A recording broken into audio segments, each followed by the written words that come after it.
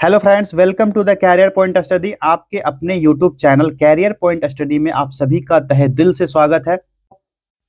साथियों, अगर आप चैनल को पहली बार विजिट कर रहे हो तो सब्सक्राइब कर लेना और बेल आइकन को दबाना बिल्कुल ना भूलना, क्योंकि नए टेस्ट और वीडियो का नोटिफिकेशन सबसे पहले आप तक तभी पहुंचेगा जब आपके मोबाइल में इस चैनल का बेल आइकन प्रेस हुआ रहेगा। अगर इसका पीडीएफ चाहिए आपको तो परीक्षा वाटिका, यहाँ पर लिख देता हूँ, परीक्षा वाटिका ये टेलीग्राम चैनल है, यहाँ पर आपको इसका पीडीएफ मिल जाएगा। या फिर जितने भी टेस्ट की भी मैंने बात किया वो इस नंबर पर मिल जाएगा 8676934039। इस नंबर पर आपको टेस्ट का पीडीएफ भी मिल जाएगा और टेस्ट परचेज भी करना चाहते हो तो यहाँ पर आप बात कर सकते हो। हमारी टीम के मेंबर आपसे बात करेंगे और सही गाइडेंस आपको बताएंगे। तो चलिए आज का टेस्ट स्टार्ट करेंगे। आज के टेस्ट का कट ऑफ मार्क्स रहेगा 72। चलिए पहला प्रश्न देखते हैं। यहाँ पर अभिकथन यानी असर्शन दिया गया, जब एक लिफ्ट एक समान वेग से ऊपर या नीचे जाती है तो व्यक्ति के आभासी भार में कोई परिवर्तन नहीं होता है। यह असर्शन है पहला। अंग्रेजी माध्यम वालों, अगर आपको दिक्कतें हो रही होगी हिंदी वाले को लेकर के, तो आप लोग का यहाँ पर इंग्लिश में भी दिया गया। When a lift moves up और down with a uniform velocity there is no change in the apparent weightage of the person. चूंकि ये टेस्ट हिंदी माध्यम वालों के लिए है तो मैं इसको रीड नहीं करूंगा। रीजन दिया गया है, एक समान वेग का अर्थ है त्वरण शून्य है और इसलिए व्यक्ति पर कोई अतिरिक्त बल कार्य नहीं कर रहा है। यहाँ पर क्या है, यहाँ पर जो है असर्शन और रीजन दोनों सही दिया गया है कि किसी व्यक्ति का जो आभासी भार यानी अपेरेंट वेट होगा लिफ्ट के त्वरण पर निर्भर करता है, जिसका सूत्र क्या होता है, W=m×g प्लस माइनस असर्शन होता है। और जब लिफ्ट जो होगा एक समान वेग से चलेगा तो उसका त्वरण जो होगा यानी असर्शन जो होगा कितना होगा, 0 हो जाता है। ठीक, इसलिए आभासी भार क्या हो जाएगा, mg के बराबर होगा तो व्यक्ति के आभासी भार के बराबर हो जाता है, इसलिए भार में कोई परिवर्तन महसूस नहीं होगा। राइट आंसर क्या होगा, assertion and reason both are correct. चलिए अगला प्रश्न देखते हैं। दूसरा प्रश्न है यहाँ पर ना आपको ऑप्शंस नहीं दिख रहे होंगे सारे, हिंदी इंग्लिश दोनों में दिया गया इसलिए थोड़ा सा छोटा कर लेते इसको। चलिए यहाँ पर दूसरा प्रश्न है हमारा, क्वेश्चन नंबर 2, प्रकाश विद्युत प्रभाव यानी फोटो इलेक्ट्रिक इफेक्ट के संबंध में निम्नलिखित में से कौन सा कथन असत्य है। असत्य को नोट आउट कीजिए। तो इसका करेक्ट आंसर क्या हो जाएगा, ऑप्शन डी हो जाएगा। प्रकाश जो है विद्युत उत्सर्जन एक तत्कालिक प्रक्रिया नहीं है, इसमें कुछ समय लगता है। नेक्स्ट क्वेश्चन है, उष्मागतिकी यानी थर्मोडायनामिक्स के दूसरे नियम का तात्पर्य है। इसके नियम का क्या तात्पर्य है, तो किसी विलगित निकाय की कुल एंट्रोपी समय के साथ बढ़ती या स्थिर रहती है। आगे है सूची 1 को सूची 2 से सुमेलित करना है। यहाँ पर एक तरफ वैज्ञानिक उपकरण दिए गए, दूसरी तरफ इसका मापन दिया गया है। ठीक, इसको मिलान करना है। तो बोलोमीटर जो होता है ना, इसका उपयोग किस लिए किया जाता है, तो विकिरण जो विशेष रूप से अवरक्त किरण को मापने के लिए किया जाता है। यहाँ पर आगे दिया होगा, इसको छोटा कर लूं ताकि आपको दिखेगा। बोलोमीटर इधर गैसों का दबाव है, यहाँ पर दिया होगा। तो इसको मापने के लिए क्या किया जाता है, इसमें ए वाला लगाइए टिक। ठीक, इधर तो हो गया मामला फिट। मैनोमीटर का यूज किस लिए होता है, तो मैनोमीटर का यूज जो होता है इसके लिए होता है गैसों के दबाव मापने के लिए, तो इसमें बी लगा लीजिए। चलिए क्रोनोमीटर का यूज किस लिए होता है, तो क्रोनोमीटर का सटीक समय मापने के लिए होता है, सी हो गया। और ऑडियोमीटर का यूज जो होता है ध्वनि की तीव्रता मापने के लिए, डी हो गया। तो राइट आंसर क्या निकल के आएगा साथियों, बताओ आप लोग। 2, पहला का दूसरा हुआ था, दूसरा का पहला हुआ था, फिर 3 और 4, 3 और 4 ऐसे ही निकला था ना। तो इसका करेक्ट आंसर कौन सा हो जाएगा, 2, 1, 3 और 4, पहला ही विकल्प इसका राइट आंसर हो गया। चलिए क्वेश्चन नंबर 5 है, एन प्रकार के अर्धचालक के बारे में निम्नलिखित में से कौन सा कथन सही है। यहाँ पर सही है पूछा जा रहा है, इसका राइट आंसर हो जाएगा ऑप्शन सी। एक विद्युत रूप से उदासीन होता है, यह जो होता है विद्युत रूप से उदासीन होता है। थोड़ा सा जूम कर लेते हैं अब अगर सही आ रहा है क्वेश्चन तो। नेक्स्ट क्वेश्चन है, किसी द्रव के पृष्ठ तनाव पर तापमान का क्या प्रभाव पड़ता है। करेक्ट आंसर इसका हो जाएगा ऑप्शन बी, तापमान बढ़ने पर घटता है। ठीक, बर्नौली का सिद्धांत किसके संरक्षण पर आधारित है। ये बर्नौली ये जो है ऊर्जा के संरक्षण सिद्धांत पर आधारित होता है और इसी को ना बर्नौली के सिद्धांत को ही ऊर्जा संरक्षण का नियम का एक रूप कहा जाता है, जिसको तरल गतिकी पर लागू किया जाता है। किस पर, फ्लड डायनेमिक्स पर। यहां लिख देता हूं मैं, फ्लड डायनेमिक्स, इस पर इसको यूज किया जाता है। नेक्स्ट क्वेश्चन है, डॉपलर प्रभाव निम्नलिखित में से किस पर लागू होता है। ये डॉपलर इफेक्ट जो है ध्वनि और प्रकाश तरंग दोनों पर लागू होगा। तो सही जवाब कौन सा हो जाएगा, विकल्प सी। क्लियर। यहाँ पर फिर असर्शन रीजन दिया गया है, फिनोल अल्कोहल की तुलना में अधिक अम्लीय होता है। असर्शन है, रीजन दिया गया है कि फिनॉक्साइड आयन अनुनाद के कारण अस्थायी होता है जबकि एलॉक्साइड आयन नहीं होता है। तो ये जो दिया गया है ना, इसका राइट आंसर क्या निकल के आएगा, आप लोग बताओ। यहाँ पर असर्शन रीजन दोनों तो सही दिया गया, लेकिन रीजन जो है असर्शन की सही व्याख्या भी है। तो ये पहला ही ऑप्शन लग रहा सही हो जाएगा, पहला ही ऑप्शन यहाँ पर राइट आंसर हो गया। जो फिनॉक्साइड आयन होता है अनुदान यानी कि रेजोनेंस के कारण अत्यधिक अस्थायी हो जाता है, क्योंकि ऋणात्मक आवेश जो होगा बेंजीन वलय में क्या होगा, डिलोकैलिज्ड हो जाता है। ठीक, और इसके विपरीत बात की जाए तो अल्कोहल से H+ निकलता है आयन, तो इससे बना जो अल्कोहल ऑक्साइड होता है उसको आयन में ऐसा कोई अनुदान नहीं होता है जिससे वह कम अस्थायी हो पाए। ठीक, चलिए नेक्स्ट क्वेश्चन देखा जाए। क्वेश्चन नंबर 10 देखिए, निम्नलिखित में से कौन एक थर्मोसेटिंग प्लास्टिक का उदाहरण है। यह हो जाएगा बेकेलाइट। कौन सा, बेकेलाइट हो जाएगा, विकल्प सी सही जवाब है बेकेलाइट। मिलान करना है, एक तरफ अयस्क दिया गया है, दूसरी तरफ मेटल यानी धातु दिया गया है, इससे इसको मिलान करना है। देखिए बॉक्साइट किसका धातु होगा, तो हो जाएगा एल्युमिनियम का। हेमेटाइट अयस्क किसका होगा, तो हेमेटाइट तो जानते हैं आप लोग लोहा का अयस्क है। ठीक, और मेलाकाइट हो जाएगा तांबा का, और कैलेमाइन हो जाएगा जस्ता का। तो इसका राइट आंसर क्या निकल के आएगा, 2, 4, 1 एंड 3। ठीक, 2, 4, 1 and 3 is the correct answer. कौन सा होगा देख लीजिए कौन सा ऑप्शन में है, तो ये होगा 2, 4, 1 and 3, option B is the right answer. Buffer विलियन का मुख्य कार्य क्या है। अंग्रेजी वालों अपना देखते रहो, क्वेश्चन पढ़ते रहो ताकि सभी को फायदा मिल सके एक टेस्ट में। तो इसका करेक्ट आंसर हो जाएगा ऑप्शन बी, अम्ल या क्षार की थोड़ी मात्रा मिलाने पर पीएच में परिवर्तन का विरोध करना है। To resist a change in pH upon addition of a small amount of acid और base, option B is the right answer. निम्नलिखित गैसों में से कौन सी गैस हास्य गैस यानी लाफिंग गैस के रूप में जानी जाती है।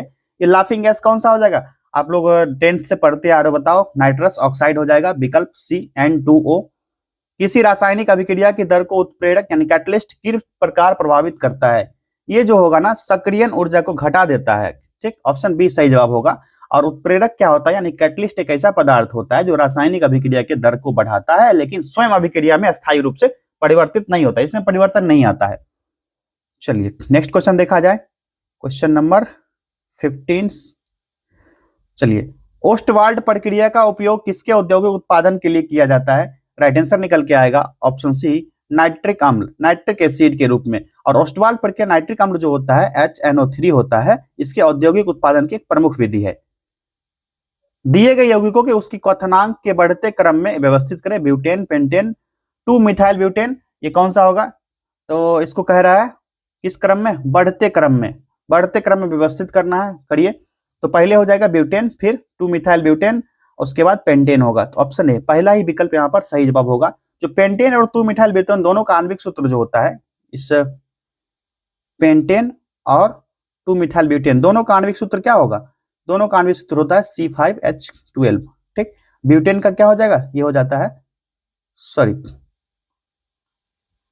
हाँ यहाँ पर पेंटेन का लिख दिए, ये ब्यूटेन कहा गया ना, ये होगा पेंटेन और इसका होता है C5H12। और ब्यूटेन का अगर पूछा जाए तो ब्यूटेन का होता है C4H10 होता है। ठीक, आणविक सूत्र ब्यूटेन का क्या होगा, ये हो जाएगा C4H10। मानव शरीर में मास्टर ग्रंथि के रूप में किसे जाना जाता है, ये हो जाएगा पीयूष ग्रंथि यानी pituitary gland, option B is the right answer. और यह कई अन्य अंतःस्रावी ग्रंथियां होती है, जैसे कि एंडोक्राइन ग्लैंड्स की गतिविधियों को भी नियंत्रित करता है, इसलिए इसको मास्टर ग्लैंड भी कहा जाता है। अर्धसूत्री विभाजन यानी कि मायोसिस के संबंध में निम्नलिखित में से कौन सा कथन सत्य है, सत्य कथन पूछा जा रहा है। इनमें से सही जवाब हो जाएगा ऑप्शन ए, इसके परिणाम स्वरूप 4 अगुणित संतति कोशिकाएं बनती है। It result in a formation of 4 haploid daughter cells. Next question देखिए, मानव रक्त का पीएच मान लगभग कितना होता है। तब मानव रक्त का पता है आपको 7.4 होता है, और रक्त जो होता है क्षारीय यानी कि अल्काइन होता है, अल्कलाइन होता है। ठीक, रक्त। नेक्स्ट है, मेंडल के स्वतंत्र अपव्यूहन के नियम लॉ ऑफ इंडिपेंडेंट एसोसिएशमेंट का आधार क्या है। इसका आधार, इसका बेस पूछा जा रहा है, इसका बेस क्या होगा, तो देखते हैं। ये ऑप्शन जो दिया गया, एक जीन के युग्म विकल्पी युग्मक बनाते समय अलग हो जाते हैं, गलत है, ये नहीं होगा। F1 पीढ़ी में ये भी नहीं होगा। आगे के ऑप्शन देखते हैं। ऑप्शन सी है कि विभिन्न जीनों के युग्म विकल्पी युग्मक निर्माण के दौरान एक दूसरे से स्वतंत्र रूप से पृथक होते हैं, ये सही है। अगला है F2PD में 3:1 का अनुपात देखा जा सकता है, ये भी ऑप्शन गलत दिया गया है। ठीक, तो यहाँ पर जो है यहाँ राइट आंसर निकल के आएगा, विकल्प सी निकल के आएगा। ठीक, चलिए क्वेश्चन नंबर 21, निम्नलिखित में से कौन सा विटामिन जल में घुलनशील होता है? ये हो जाएगा विटामिन सी, विकल्प बी सही जवाब है। विटामिन सी जो होगा जल में घुलनशील होगा, और विटामिन बी कॉम्प्लेक्स और विटामिन सी जल में घुलनशील विटामिन है। ठीक है, विटामिन बी के बारे में पूछा जाएगा तो कॉम्प्लेक्स में घुलनशील होता है, विटामिन सी जो हो गया ये वाटर में। Clear? PCR polymerase chain reaction तकनीक का उपयोग मुख्य रूप से किसके लिए किया जाता है? सही जवाब है विकल्प बी, डीएनए प्रवर्धन के लिए। इंसुलिन हार्मोन का मुख्य कार्य क्या है? इसका करेक्ट आंसर हो जाएगा विकल्प बी, रक्त शर्करा के स्तर को कम करना। निम्नलिखित में से कौन सा युग्म सही सुमेलित नहीं है? बताइए इसमें से कौन सा नहीं होगा? जो संघ एनालिडा है जो कूट गुहा से यानी कि स्यूडोकोलम से संबंधित नहीं है, विकल्प डी होगा यहाँ पर, क्योंकि संघ एनालिडा जैसे केचुआ के सदस्य जो होते हैं वास्तविक देहगुरा यानी ट्रू साइलम वाले प्राणी हैं। ये जो है ना इसका नहीं है, ये किसका है? ये हो जाएंगे ट्रू, यहां लिख देता हूं मैं, ये संबंधित है ट्रू साइलम से,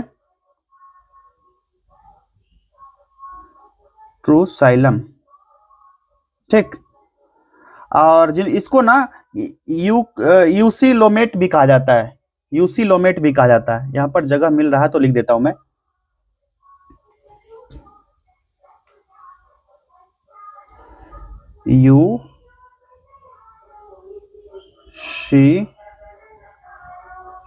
यूसीलोमेट।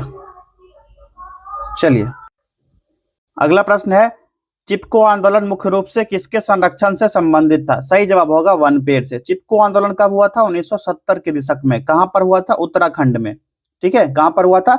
उत्तराखंड में। एक अहिंसक पर्यावरण आंदोलन था। इसका मुख्य उद्देश्य था वनों की कटाई को रोकना और पेड़ों को संरक्षित करना। जो आंदोलनकारी थे विशेषकर महिलाएं थी, जिन्होंने पेड़ों को काटने से बचाने के लिए उससे चिपक जाती थी, इसीलिए इसका नाम चिपको पड़ा था। सूची 1 को सूची 2 से सुमेलित कीजिए। यहाँ पर एक तरफ डिजीज दिया गया, रोग दिया गया, दूसरे तरफ दिया गया इसके कॉजेस्टिव एजेंट, इसके कारक दिए गए, किसके कारण कौन सा रोग होता है, इसको मिलान करना है आपको। चलिए, मलेरिया जो होता है किसके कारण होता है? तो प्रोटोजोआ के कारण होता है। किसके कारण? प्रोटोजोआ के कारण। क्षय रोग यानी ट्यूबरकुलोसिस टीबी जो होता है ये होता है बैक्टीरिया यानी जीवाणु के कारण। एड्स जो होता है, एड्स ये होता है विषाणु के कारण, ये वायरस के कारण। और दांत जो होता है रिंग वर्म कवक के कारण होता है। ये क्या आ जाएगा निकल के? 4, 1, 2 और 3। आगे देख लेते हैं कूट। 4, 1, 2 और 3 कौन सा होगा? 4, 1, 2 और 3 यहां पर तो नहीं दिया गया है, यहां ऑप्शन है 4, 1, 2 और 3, विकल्प बी राइट आंसर हो गया। चलिए अब आगे बढ़ते हैं नेक्स्ट क्वेश्चन की तरफ। क्योटो प्रोटोकॉल का मुख्य उद्देश्य क्या है? इसका मुख्य उद्देश्य मेन थीम हो जाएगा विकल्प सी, ग्रीन हाउस गैस के उत्सर्जन को कम करना। मानव हृदय में ऑक्सीजन युक्त फेफड़ों में कहां प्रवेश करता है? सही जवाब होगा बायां आलिंद यानी लेफ्ट एट्रियम में प्रवेश करता है, विकल्प बी राइट आंसर होगा। ठीक, खाद्य श्रृंखला में प्राथमिक उपभोक्ता कौन होते हैं? बताइए आप लोग, विकल्प बी होगा शाकाहारी। कंप्यूटर में कैश मेमोरी यानी कैचे, जिसको कैचे कहते हैं, कैचे मेमोरी कहां होती है? तो ये होती है सीपीयू और रैम के बीच, ऑप्शन बी। 15 सितंबर 2025 को भारत के पहले क्वांटम कंप्यूटिंग आधारित दूरसंचार नेटवर्क का अनावरण किस शहर में किया गया? राइट आंसर इसका हो जाएगा विकल्प सी, नई दिल्ली में। कहां पर? न्यू दिल्ली में, 15 सितंबर को। ठीक है, डेट भी याद रखना, 15 सितंबर ये डेट है, 15 सितंबर। चर्चित पुस्तक the architect of new India किसके द्वारा लिखी गई?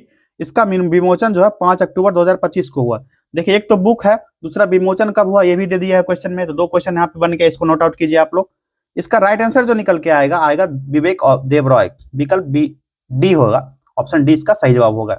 ठीक, 1 नवंबर 2025 को भारतीय रिजर्व बैंक ने अपनी डिजिटल मुद्रा यानी सीबीडीसी के कौन सा चरण लॉन्च किया है? राइट आंसर हो जाएगा इसका दूसरा चरण, विकल्प बी। इसका सेकंड स्टेज जारी किया 1 नवंबर 2025 को। नेक्स्ट क्वेश्चन है 34, 2 अक्टूबर 2025 को बिहार राज्य ने जल जीवन हरियाली अभियान के तहत शहरी क्षेत्रों में हरित अनावरण बढ़ाने के लिए किस नई योजना की घोषणा की? इसका राइट आंसर हो जाएगा कौन सा होगा बताओ आप लोग? प्रदीप कुमार, सॉरी, इसका सही जवाब हो जाएगा ऑप्शन डी, मुख्यमंत्री शहरी वृक्षारोपण प्रोत्साहन योजना। हाल ही में जारी वैश्विक नवाचार सूचकांक 2025, कौन सा वैश्विक नवाचार सूचकांक यानी ग्लोबल इनोवेशन इंडेक्स 2025 भारत का कौन सा स्थान प्राप्त किया है? तो भारत का 40वां स्थान है, विकल्प सी हो जाएगा। चीन में भारत का नया राजदूत किसे नियुक्त किया गया है? इनका नाम है प्रदीप कुमार रावत, विकल्प बी।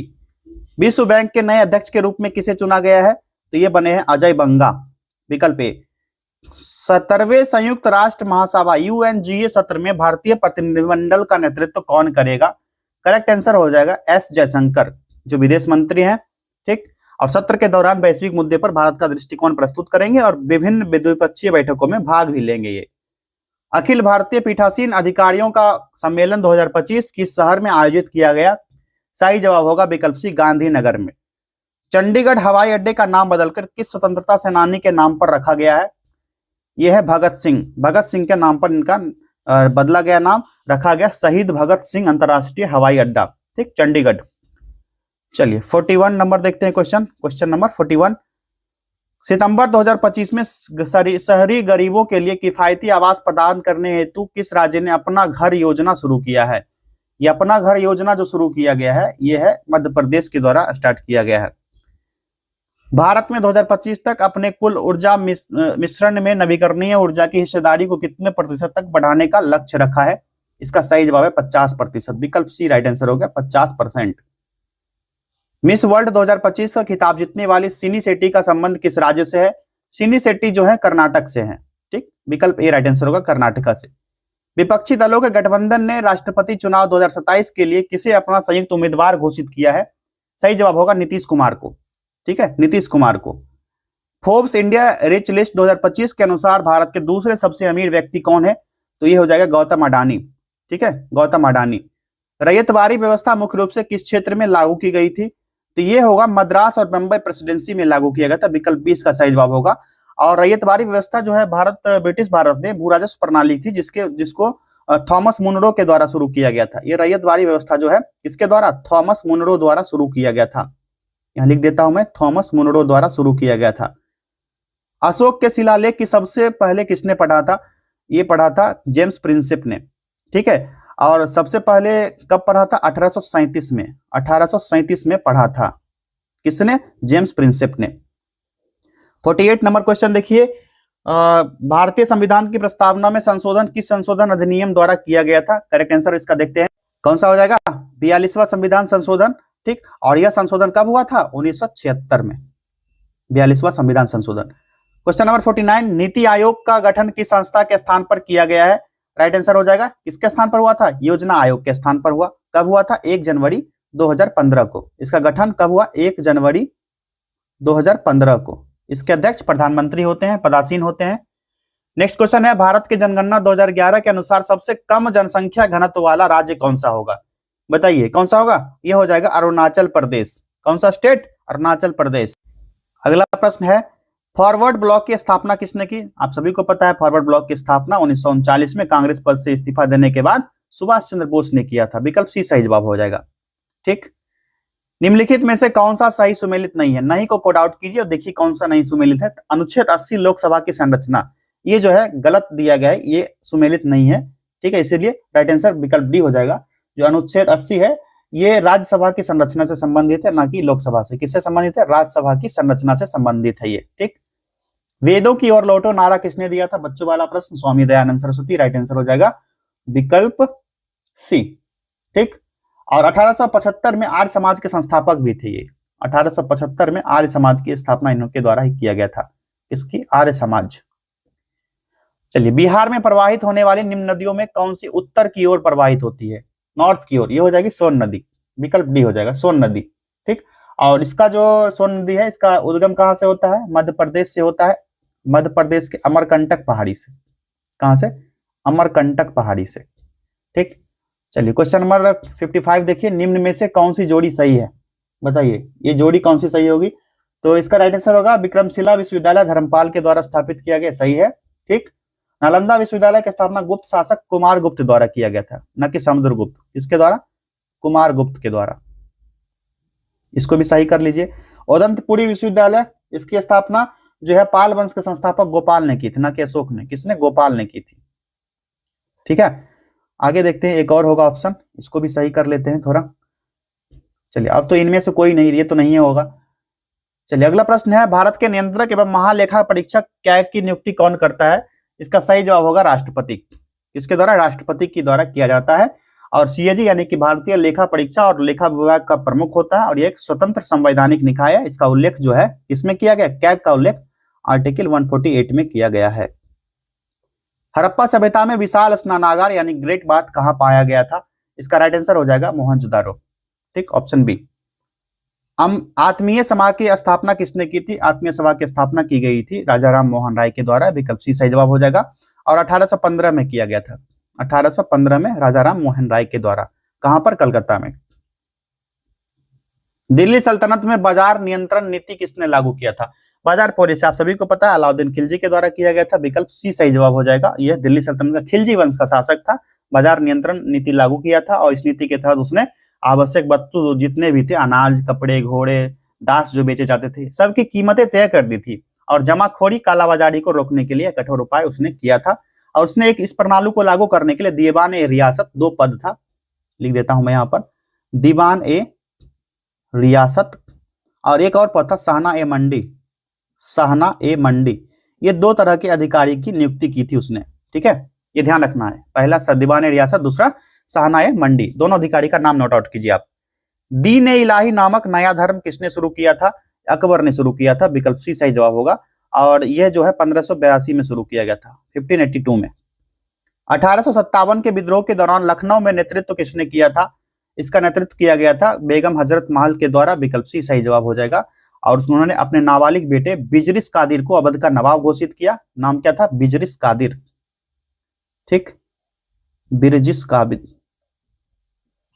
कादिर, इसको अवध का नवाब घोषित कर दिया और ब्रिटिश शासन के खिलाफ विद्रोह का झंडा बुलंद कर दिया। अंत में क्या हुआ? विद्रोह का दबाव दिया गया और नेपाल भाग गई। नेपाल में शरण लेना पड़ा इनको। निम्नलिखित में से कौन सा सुमेलित है? एक तरफ विदेशी यात्री दिया गया है, दूसरी तरफ उसके रूलर यानी शासक दिए गए हैं। इसको मिलान करना है आपको, मिलान कीजिए। तो सही सुमेलित पूछा जा रहा था, कौन सा एक ही कोई सही सुमेलित होगा? ये होगा इब्न बतूता, मोहम्मद बिन तुगलक के शासनकाल में आया था। ठीक, सही सुमेलित है। मोरक्को का यात्री था इब्न बतूता, और मोहम्मद बिन तुगलक के शासनकाल में भारत आया था। ये जो फाहियान हो गया, और ये चंद्रगुप्त मौर्य के शासनकाल में आया था। चंद्रगुप्त मौर्य, ठीक, इसके शासनकाल में। ठीक, और इसको चंद्रगुप्त द्वितीय कह लीजिए। फाहियान जो है चंद्रगुप्त मौर्य नहीं, चंद्रगुप्त द्वितीय, चंद्रगुप्त सेकेंड। ठीक, जिसको विक्रमादित्य के नाम से जानते हैं, इसके शासनकाल में। और वेनसांग जो है, वेनसांग, ये आया था हर्षवर्धन के शासनकाल में, हर्षवर्धन के समकालीन था। ठीक, और एक बचता है मेगास्थनीज। मेगास्थनीज जो है सेल्यूकस निकेटर का राजदूत था, जो चंद्रगुप्त मौर्य के शासनकाल में आया था। चंद्रगुप्त मौर्य लिख लीजिए यहाँ पर, द्वितीय मिटा दीजिए, मौर्य लिख लीजिए। ठीक है, हो गया ये। आगे बढ़ते हैं नेक्स्ट क्वेश्चन की तरफ। क्वेश्चन नंबर 63 है, थियोसॉफिकल सोसाइटी की स्थापना किसने की थी? इसकी स्थापना जो है मैडम ब्लावात्स्की और कर्नल ओलकट के द्वारा किया गया था। विकल्प बी सही जवाब होगा। 1875 में न्यूयॉर्क में, 1875, कहां पर? न्यूयॉर्क में। ठीक है। माउंट किलिमंजारो किस देश में स्थित है? यह है तंजानिया में। विकल्प सी सही जवाब होगा। और यह अफ्रीका महाद्वीप का सबसे ऊंचा पर्वत है जो उत्तर पूर्वी तंजानिया में है। कौन सा? North east Tanzania, NET। Downs घास के मैदान कहां पाए जाते हैं? बताइए। ऑस्ट्रेलिया में पाए जाते हैं। विकल्प बी सही जवाब होगा। ऑस्ट्रेलिया में पाए जाते हैं। ये शीतोष्ण घास के मैदान है। ये डाउन्स घास मैदान जो है ये किस टाइप के होंगे? डाउन्स घास के मैदान ये शीतोष्ण हो जाएंगे, शीतोष्ण घास मैदान हो जाएंगे ये डाउन्स घास मैदान। ठीक है। नेक्स्ट क्वेश्चन है, सुमेलित करने कहा जा रहा है।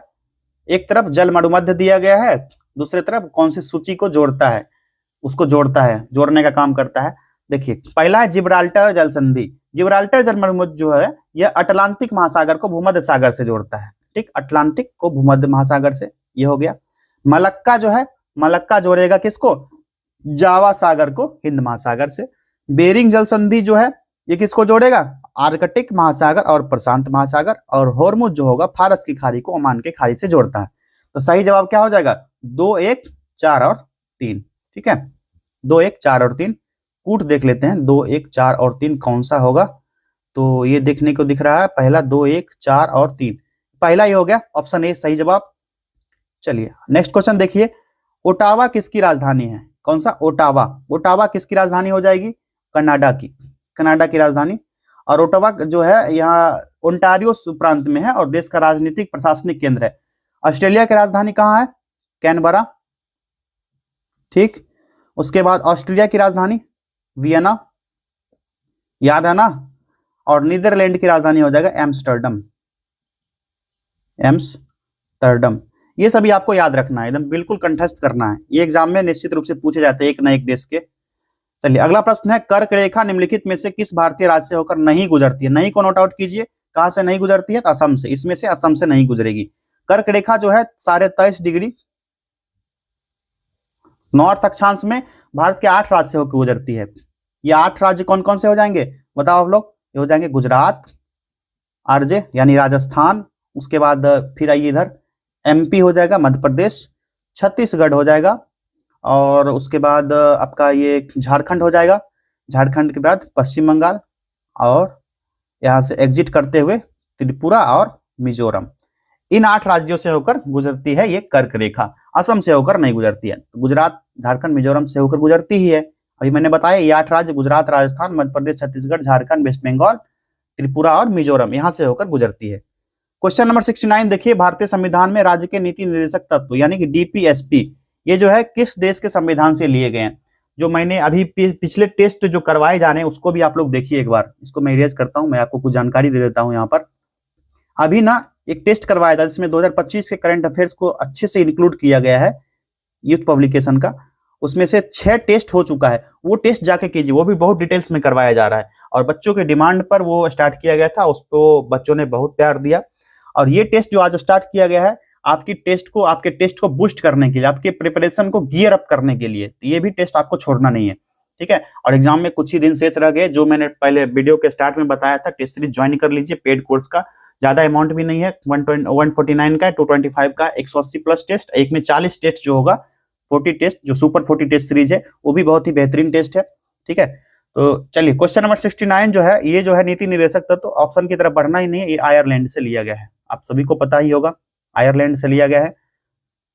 चलिए देखेंगे ऑप्शन, फिर भी मार देंगे टिक, आयरलैंड। नेक्स्ट क्वेश्चन है, किस अधिनियम के तहत भारत में पहली बार संघीय न्यायालय यानी फेडरल कोर्ट की स्थापना की गई? फेडरल कोर्ट की स्थापना जो होगी भारत सरकार अधिनियम 1935 के द्वारा किया गया। विकल्प सी सही जवाब है। निम्नलिखित में से कौन सी एक खड़ी फसल नहीं है? बताओ आप लोग, कौन सी खड़ी फसल नहीं होगी यहाँ पर? तो इसका सही जवाब हो जाएगा सरसों। सरसों एक रबी फसल है। कौन सी फसल है? यह एक रबी फसल है, और ये खरीफ नहीं है। रबी की फसल जो होती है सर्दी में बोई जाती है, कब से कब तक? अक्टूबर से दिसंबर के बीच बोई जाती है, और गर्मी में काटी जाती है। कब काटी जाएगी? ये काटी जाएगी अप्रैल से जून के बीच, अप्रैल से जून के बीच काट ली जाती है। कौन सी? रबी की फसल। चावल, मक्का, कपास, ये सभी खरीफ फसल है। पृथ्वी की सबसे भीतरी परत कोर मुख्य रूप से किससे बनी है? ये कोर जो होता है ये बना होता है निकेल और आयरन का। विकल्प सी सही जवाब होगा, निकेल और आयरन का बना होता है, और इसलिए इसको निफे भी कहा जाता है। ये निकेल और एफी फेरस यानी लोहा, आयरन लोहा, इसीलिए इसको कुल मिलाकर निफे पढ़ लिया जाता है। भारत में हरित क्रांति का जनक किसे माना जाता है? जो ये है एमएस स्वामीनाथन। विकल्प बी सही जवाब होगा। और 1960 के दशक में उन्होंने अधिक उपज देने वाली गेहूं की किस्मों को विकसित किया और उसको पेश किया था। अष्टाध्यायी के लेखक कौन थे? बताओ आप लोग, कौन थे? पाणिनि। विकल्प बी सही जवाब होगा। अष्टाध्यायी जो है ये क्या है? संस्कृत व्याकरण का एक महान ग्रंथ है, और इसके रचयिता कौन है? महर्षि पाणिनि। राज्य एक आवश्यक बुराई है, यह कथन किससे संबंधित है? सही जवाब होगा व्यक्तिवाद से। किससे? इंडिविजुअलिज्म से है। और व्यक्तिवादी मानते हैं कि राज्य जो है व्यक्ति की स्वतंत्रता को सीमित करता है, यह एक बुराई है। हालांकि कानून और व्यवस्था बनाए रखने के लिए आवश्यक भी है कि ताकि व्यक्ति अपने अधिकार का आनंद भी ले सके। नेक्स्ट क्वेश्चन है, निम्नलिखित में से कौन सा देश क्वाड समूह का सदस्य नहीं है? क्वाड का सदस्य नहीं है, यहां हो जाएगा इसमें राइट ऑप्शन विकल्प सी, दक्षिण कोरिया। ठीक, क्वाड के सदस्य कौन कौन से होंगे? क्वाड के सदस्य हैं यूएसए यानी अमेरिका, और इधर हो गया अपना इंडिया, और हो जाएगा जापान और ऑस्ट्रेलिया। ये 4 देश क्वाड के सदस्य हैं। सूचना का अधिकार यानी आरटीआई अधिनियम किस वर्ष लागू किया गया? 2005, ठीक। राइट टू इंफॉर्मेशन एक्ट, और 12 अक्टूबर डेट था। कब? 12 अक्टूबर 2005 को लागू हो गया पूर्ण रूप से। नेक्स्ट क्वेश्चन है, स्वतंत्र भारत के पहले शिक्षा मंत्री कौन थे? बताओ आप लोग। मौलाना अबुल कलाम आजाद थे। विकल्प सी सही जवाब होगा। 1947 से 58 तक पद पर रहे थे। कब से कब तक? 1947 से 1958 तक। संविधान सभा की प्रारूप समिति यानी ड्राफ्टिंग कमेटी के अध्यक्ष कौन थे? तो ये थे डॉक्टर भीमराव अंबेडकर। विकल्प डी, भीमराव अंबेडकर। और इस समिति का गठन कब किया गया था? ड्राफ्टिंग कमेटी का गठन हुआ था 29 अगस्त 1947 को, ठीक है। एकात्म मानववाद यानी इंटेग्रल ह्यूमनिज्म का दर्शन किसने प्रतिपादित किया था? यह प्रतिपादन किया गया था दीनदयाल उपाध्याय के द्वारा। विकल्प बी सही जवाब होगा। 1946 में बनी अंतरिम सरकार के वित्त मंत्री कौन थे? करेक्ट आंसर होगा लियाकत अली खान। विकल्प ए, लियाकत अली खान। शिवालिक श्रेणी का विस्तार बिहार के किस हिस्से में है? करेक्ट आंसर उत्तर पश्चिमी भाग। विकल्प ए। बिहार में असहयोग आंदोलन के प्रमुख नेता कौन थे? तो राइट आंसर इसका हो जाएगा, विकल्प ए हो जाएगा, राजेंद्र प्रसाद और हसन इमाम थे। कौन? राजेंद्र प्रसाद और हसन इमाम। भारतीय राष्ट्रीय कांग्रेस का गया अधिवेशन 1922 की अध्यक्षता किसने किया था? तो इसकी अध्यक्षता किया गया था किसके द्वारा? बताओ आप लोग। चितरंजन दास यानी CR दास के द्वारा। विकल्प सी सही जवाब होगा। ये 37वां अधिवेशन था, 37 और दिसंबर 1922 में हुआ था। कब? दिसंबर 1922 में हुआ था। बिहार के गया में हुआ था। कहां पर? गया में, ठीक है। गया अधिवेशन के नाम से जानते हैं। और यह अधिवेशन जो है स्वराज पार्टी के गठन का पृष्ठभूमि का कारण था। यहीं से शुरू होता है स्वराज पार्टी के गठन की चर्चा। स्वराज पार्टी गठन का गठन चर्चा यहीं से स्टार्ट होता है। चलिए अगला प्रश्न देखिए, निम्नलिखित में से कौन सा जोड़ा सही सुमेलित नहीं है? अब देखते हैं आगे जाकर के कौन सा सही नहीं होगा। ऑप्शन में कौन सा जोड़ा है? एक तरफ ये लेख दिया गया है, ठीक, दूसरी तरफ उससे संबंधित राज्य। कौन सा सही नहीं है? यहाँ दिख रहा है कोलेरू तमिलनाडु, ये सही नहीं है। जो कोलेरू है ये जो है आंध्र प्रदेश राज्य में है, ना कि तमिलनाडु। कहां पर है? आंध्र प्रदेश में है, इसलिए सही नहीं है। बाकी जो है चिल्का झील आप सभी को पता है कहाँ? ओडिशा में है। लोनार झील महाराष्ट्र में और वेम्बनाड झील केरला में है। झीलों का सिटी कश्मीर के बारे में आप लोग पढ़ लीजिए, बहुत सारे झील है, वहां से क्वेश्चन बनते हैं। और ओडिशा 2 जगह है जहां से झील के बारे में प्रश्न अधिकतर बनता है। चलिए क्वेश्चन नंबर 86 देखिए, सुंदरबन डेल्टा का निर्माण कौन सी नदियां करती है? इसका राइट आंसर होगा गंगा और ब्रह्मपुत्र नदियां। गंगा और ब्रह्मपुत्र। विकल्प बी। भारतीय वनस्पति सर्वेक्षण यानी बोटानिकल सर्वे ऑफ इंडिया का मुख्यालय कहां स्थित है? तो इसका सही जवाब होगा कलकत्ता। विकल्प सी, कोलकाता। मौर्य वंश का अंतिम शासक कौन था? मौर्य वंश का लास्ट बृहद्रथ था, ठीक है, बृहद्रथ। विकल्प सी। और उसकी हत्या उसके सेनापति पुष्यमित्र शुंग ने जो है 185 ईसा पूर्व में एक सैन्य परेड के दौरान कर दी थी। नीलगिरी और अन्नामलाई पहाड़ियों के बीच कौन सा दर्रा स्थित है? ये होगा पाल घाट, ठीक है, पाल घाट। और पश्चिमी घाट में एक महत्वपूर्ण दर्रा है जो केरल के पलक्कड़ को तमिलनाडु के कोयम्बटूर से जोड़ता है, ठीक है। ये पाल घाट जो है किसको किसको जोड़ता है? इधर इसको इधर कर लीजिए और इसको इधर कीजिए, ठीक। इसको जोड़ता है किससे? तो कोयम्बटूर, इधर लिखिए, ये होगा कोयम्बटूर तमिलनाडु, और इसको जोड़ता है केरल के पलक्कड़ से। पलक्कड़ किधर है? केरला, ठीक है। इसको जोड़ता है पालघाट। भारत में ग्रीष्मकालीन मानसून के प्रवाह की सामान्य दिशा क्या है? यह हो जाएगा दक्षिण पश्चिम से उत्तर पूर्व की ओर, south west to north east. विकल्प बी। बिहार की सिक्की घास कला मुख्य रूप से किस क्षेत्र में प्रचलित है? जहां महिलाएं घास से सजावटी वस्तुएं और टोकरियां बनाती हैं। यह मिथिला की कला है। विकल्प सी सही होगा, मिथिला की कला। राजगीर की पहाड़ियां जो एक महत्वपूर्ण ऐतिहासिक और धार्मिक स्थल है, किस पर्वत श्रृंखला का पूर्वी विस्तार है? नॉर्थ विस्तार पूछा जा रहा है। ये विंध्य का है। कहां का? विंध्य का। जो राजगीर की पहाड़ियां हैं, 5 पहाड़ियां, कौन सा है? विपुलागिरी, लिख दूं यहां पर। राजगीर की 5 पहाड़ियां नाम आए ना तो एकदम छोड़ना नहीं है उसको। विपुलागिरी है, उसके बाद रत्नागिरी 2 हो गए, और आगे है उदयगिरी, और एक है सोनगिरी। 5 तरफ से घिरा हुआ ना, सोनगिरी इसको देखिए, और है वैभारगिरी यहां लिख देता हूं, वैभारगिरी, व्यवहार कीड़ी, ठीक, ये 5 है। तो आपको अगर ऑप्शन में आए तो ये 5 आए ऑप्शन में तभी टिक करना है। राजगीर की पहाड़ियां ये 5 है, ठीक है, विंध्य श्रेणी की। बिहार के किस राज्य को सिल्क सिटी के रूप में जाना जाता है, जो अपने तुषार रेशम के उद्योग के लिए प्रसिद्ध है? तुषार रेशम, ये जो तुषार रेशम है भागलपुर का है, ठीक है, सिल्क सिटी भागलपुर का। और यह शहर जो है तुषार रेशम के उत्पादन के लिए माना जाता है। यहाँ बने जो रेशमी कपड़े होते हैं देश विदेश बहुत महंगा बिकता है यहाँ का उद्योग। और ये जो है अर्थव्यवस्था और संस्कृति का एक बहुत अच्छा हिस्सा है। चलिए एक क्वेश्चन आता है, अगला है कांवड़ झील पक्षी अभयारण्य जो एशिया की सबसे बड़ी मीठे पानी की झील है, कहाँ है? बताइए। कांवड़ झील, तो कांवड़ झील क्या है? कांवड़ झील एक मीठे पानी की गोखुर झील है जो बिहार के किस जिले में स्थित है? तो ये किस जिले में है? अभी बताया मैंने आपको, कहां पर? बेगूसराय में। की हो बेगूसराय वाला? तोरा सबके पता होता ही ना, बेगूसराय में छै कांवड़ झील। चलिए अगला प्रश्न है, बिहार के सौराठ सभा मेला किस पारंपरिक प्रथा से जुड़ा है जो मिथिला क्षेत्र में आयोजित होता है? सही जवाब हो जाएगा विकल्प बी, सामूहिक विवाह आयोजन। बिहार के दियारा क्षेत्र की मुख्य विशेषता क्या है? तो राइट आंसर इसका हो जाएगा विकल्प बी, ठीक, यह एक बाढ़ प्रवण नदीय क्षेत्र है, ठीक है, बाढ़ प्रवण नदीय क्षेत्र है। और दियारा या दियर भूमि उस क्षेत्र को कहते हैं जो नदियों विशेषकर गंगा और उसकी सहायक नदियों के बाढ़ के मैदान में स्थित होता है। और इस क्षेत्र की मुख्य विशेषता यह होती है कि यहाँ पर हर साल बाढ़ आती है जिससे नई जलोढ़ मिट्टी का एक नया परत बिछ जाता है। और यह मिट्टी जो होता है ना, जो नया मिट्टी आता है बहुत ही उपजाऊ होता है। नेक्स्ट क्वेश्चन है, भारत छोड़ो आंदोलन 1942 के दौरान पटना सचिवालय गोलीकांड में शहीद हुए 7 छात्रों का नेतृत्व किसने किया था? इसका नेतृत्व कौन कर रहे थे? तो उमाकांत प्रसाद सिन्हा कर रहे थे। कौन? उमाकांत प्रसाद सिन्हा। देखिए राइट आंसर क्या होगा? विकल्प सी। क्वेश्चन नंबर 98 देखिए, बिहार में किसान आंदोलन के एक प्रमुख नेता कार्यानंद शर्मा ने 1937 से 39 में बर्खास्त आंदोलन का नेतृत्व कहां किया था? इसका मुंगेर बढ़ैया टाल में किया गया था। विकल्प सी होगा मुंगेर बढ़ैया टाल में। बिहार हेराल्ड बिहार का पहला अंग्रेजी अखबार 1875 में किसके द्वारा शुरू किया गया था?